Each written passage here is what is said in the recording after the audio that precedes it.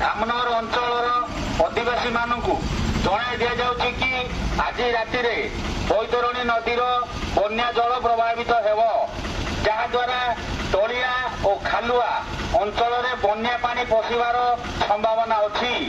ଏଣୁ ଆପଣମାନଙ୍କୁ ଅନୁରୋଧ, ଆପଣମାନେ ସନ୍ଧ୍ୟା ସୁଦ୍ଧା ସୁରକ୍ଷିତ ସ୍ଥାନକୁ ସ୍ଥାନାନ୍ତରିତ ହୁଅନ୍ତୁ।